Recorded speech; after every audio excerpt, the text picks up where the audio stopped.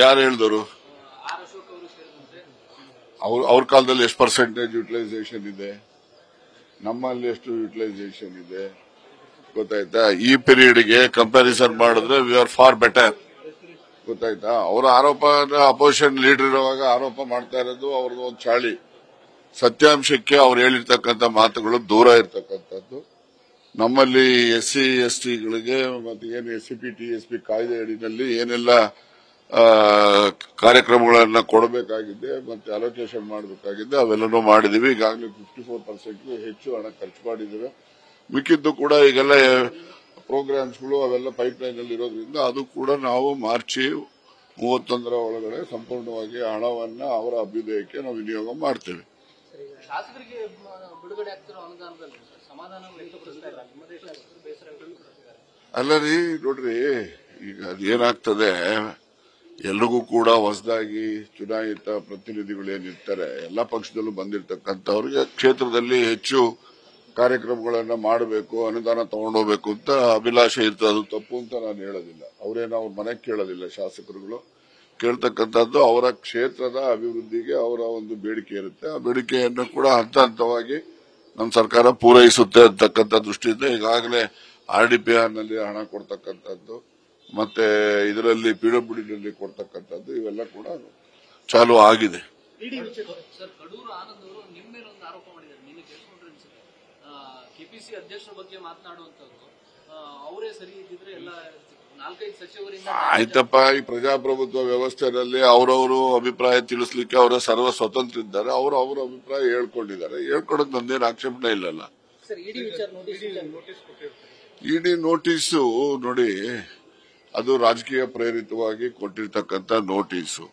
ಇದರಲ್ಲಿ ಇಡಿ ಕೊಟ್ಟಿರ್ತಕ್ಕಂಥ ನೋಟಿಸಿನ ಸತ್ಯಾಸತ್ಯತೆ ಬಗ್ಗೆ ಈಗಾಗಲೇ ಕೋರ್ಟ್ ಮುಂದೆ ಬಂದಿದೆ. ಕೋರ್ಟ್ ಅಲ್ಲಿ ಅದಕ್ಕೆ ಸ್ಟೇನು ಕೂಡ ಕೊಟ್ಟಿದ್ದಾರೆ. ಫೆಬ್ರವರಿ 10ಕ್ಕೆ ಅದನ್ನ ಕೇಸನ್ನ ಮುಂದೂಡಿದ್ದಾರೆ. ಕೋರ್ಟ್ ಅಲ್ಲಿ ಇರ್ತಕ್ಕಂಥ ವಿಚಾರದ ಬಗ್ಗೆ ನಾವು ಹೆಚ್ಚು ವಿಷಯಗಳನ್ನ ಪ್ರಸ್ತಾಪ ಮಾಡೋದು ದಟ್ ಅಮೌಂಟ್ಸ್ ಟು ಸಬ್ಜುಡೀಸ್ ಅಂತ ನಿಮಗೂ ಗೊತ್ತು, ನಮಗೂ ಗೊತ್ತಿದೆ. ಅದರಿಂದ ನಾನು ಹೆಚ್ಚು ಲಂಬಿಸಿ ಹೇಳಲಿಕ್ಕೆ ಹೋಗೋದಿಲ್ಲ. ಏನ್ ಕಷ್ಟ ಆಗ್ತದ್ರಿ? ನೋಡಿ, ಕಾನೂನು ಎಲ್ರಿಗೂ ಒಂದೇ. ಅವ್ರಿಗೊಂದು ಕಾನೂನು, ಇನ್ನೊಬ್ರಿಗೊಂದು ಕಾನೂನು ಏನಿರೋದಿಲ್ಲ. ಸಂಸ್ಥೆಗಳು ಏನಿದಾವೆ, ಈಗ ಕೇಂದ್ರ ಸರ್ಕಾರದಲ್ಲಿ ಸಿಬಿಐ ಯಾರ ಅಧೀನದಲ್ಲಿ ಇರ್ತಕ್ಕಂಥದ್ದು ಹೋಮ್ ಮಿನಿಸ್ಟರ್ ಅಧೀನದಲ್ಲಿ ಇರ್ತದೆ. ಹಾಗೇನೆ ಒಬ್ಬೊಬ್ರು ಒಂದೊಂದು ಕಡೆ ಅಧೀನ ಇದ್ದೇ ಇರ್ತದೆ. ಸರ್ಕಾರದ ಚುನಾಯಿತ ಪ್ರತಿನಿಧಿಗಳು ಏನಿರ್ತಾರೆ ಅವರು ಯಾವ ಅಧಿಕಾರ ಅಲಂಕಾರ ಮಾಡಿರ್ತಾರೆ ಅವರ ಅಧೀನದಲ್ಲಿ ಕೆಲಸ ಮಾಡ್ತಕ್ಕಂಥ ಸಂಸ್ಥೆಗಳಿದಾವೆ. ಆ ಸಂಸ್ಥೆಗಳಿಗೆ ಕೊಡ್ತಕ್ಕಂಥದ್ದು ಸರ್ವೇ ಸಾಮಾನ್ಯವಾಗಿ ಸ್ವಾಯತ್ತ ಸಂಸ್ಥೆಗಳಾಗಿ ಅವೆಲ್ಲವೂ ಕೂಡ ಕಾರ್ಯನಿರ್ವಹಿಸ್ತವೆ. ನಾವು ಅವರ ಸ್ವಾಯತ್ತತೆ ಬಗ್ಗೆ, ಅವರ ಕಾರ್ಯನಿರ್ವಹಣೆ ಬಗ್ಗೆ ಸಂಶಯ ವ್ಯಕ್ತಪಡಿಸತಕ್ಕಂಥದ್ದು ಅದು ಸರಿಯಾದಂತದ್ದಲ್ಲ. ಸರ್, ಇನ್ನೊಂದು ಶಾಸಕರಾದಂತ ಇಕ್ಬಾಲ್ ಹುಸೇನ್ ಅವರು ಹೇಳಿದ್ದಾರೆ ಸರ್, DK ಶಿವಕುಮಾರ್ ಅವ್ರನ್ನ CM ಮಾಡೋದು ಹೈಕಮಾಂಡ್ ಅವ್ರದ್ದು, ಶಾಸಕರಲ್ಲ. ಶಾಸಕರ ಬೆಂಬಲ ಬೇಕಾಗಿಲ್ಲ, ಹೈಕಮಾಂಡ್ ಆದೇಶ ಮಾಡುತ್ತೆ. ನೋಡಿ, ಶಾಸಕರ ಅಭಿಪ್ರಾಯ ಕೇಳಿ ಅಂತಿಮವಾಗಿ ಹೈಕಮಾಂಡ್ ತೆಗೆದುಕೊಳ್ತಕ್ಕಂಥ ನಿರ್ಣಯ. ಶಾಸಕರ ಅಭಿಪ್ರಾಯ ಏನೇ ಇದ್ರೂ ಕೂಡ ಅಂತಿಮವಾಗಿ ಈಗ ಎಲ್ಲ 138 ಜನ ಶಾಸಕರು ಒಂದೇ ಅಭಿಪ್ರಾಯದಲ್ಲಿ ಬರೋದಿಲ್ಲ. ಕೆಲವರು ಒಬ್ರು ಇನ್ನೊಬ್ರು, ಈಗ ನಮ್ಮ ಕಾಂಗ್ರೆಸ್ ಪಕ್ಷದಲ್ಲಿ ಒಬ್ಬರಲ್ಲ ಬಹಳಷ್ಟು ಜನ ಆ ಸ್ಥಾನಕ್ಕೆ ಅರ್ಹತೆಯನ್ನ ಹೊಂದಿರತಕ್ಕಂಥವ್ರು ಇದ್ದಾರೆ. ಅವರು ಎಲ್ಲರ ಅಭಿಪ್ರಾಯವನ್ನು ಕೇಳ್ಕೊಳ್ತಾರೆ. ಅಂತಿಮವಾಗಿ ಏನು ನಮ್ಮ ಕಾಂಗ್ರೆಸ್ ಪಕ್ಷದ ಹೈಕಮಾಂಡ್ ಅವರು ಏನ್ ನಿರ್ಣಯ ತಗೊಳ್ತಾರೆ ಆ ನಿರ್ಣಯಕ್ಕೆ ಎಲ್ಲರೂ ಕೂಡ ಬದ್ಧರಾಗಿರ್ತಾರೆ. ಹೆಚ್ಚಿನ ಶಾಸಕರು ಹೇಳಿದ್ದಾರೆ, ನಾನು ಹೇಳಿದ್ದೀನಿ, ಸಂದೇಶ ಕೊಟ್ಟಿದ್ದಾಗಿದೆ, ನೋಡೋಣ ಅಂತ ಹೇಳಿದ್ದಾರೆ.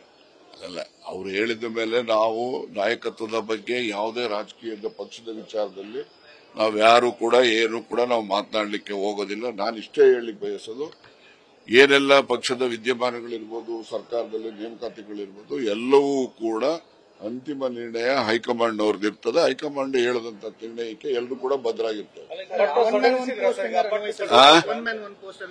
ನೋಡ್ರಿ, ಯಾರಿಗೆ ಯಾವ್ದು ಅನ್ವಯ ಆಗ್ತದೆ, ಏನ್ ಅನ್ವಯ ಆಗೋದಿಲ್ಲ ಅವೆಲ್ಲವೂ ಕೂಡ ಪರಾಮರ್ಶೆಯನ್ನ ಮಾಡಿ ಹೈಕಮಾಂಡ್ ಅವ್ರು ನಿರ್ಣಯ ಮಾಡ್ತಾರೆ. ಆ ನಿರ್ಣಯನ ಒಪ್ಪಬೇಕಾಗ್ತದೆ.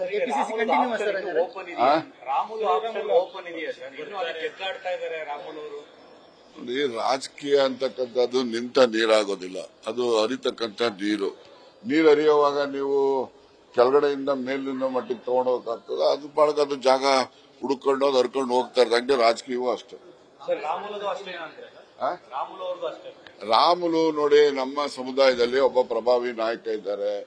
ಅವರು ಕಾಂಗ್ರೆಸ್ ಪಕ್ಷಕ್ಕೆ ಬರ್ತೇವೆ ಅಂತ ಹೇಳಿದ್ರೆ ಅವರು ಯಾರು ಒತ್ತಾಯ ನಾವು ಯಾರು ಮಾಡಕ್ ಹೋಗಲ್ಲ. ಅವರು ಸ್ವಯಂ ಇಚ್ಛೆಯಿಂದ ಪಕ್ಷದ ಸಂಘಟನೆಗೆ ಕಾಂಗ್ರೆಸ್ ಪಕ್ಷದ ಸಿದ್ಧಾಂತವನ್ನ ಒಪ್ಪಿ ಕಾಂಗ್ರೆಸ್ ಪಕ್ಷಕ್ಕೆ ಬರೋದಾದ್ರೆ ನಾವೆಲ್ಲ ಸ್ವಾಗತ ಮಾಡ್ತೇವೆ. Thank you. ನ್ಯೂಸ್ ಫಸ್ಟ್ ನಿರ್ಭೀತಿಯಿಂದ ನಿಮ್ಮ ಪರವಾಗಿ.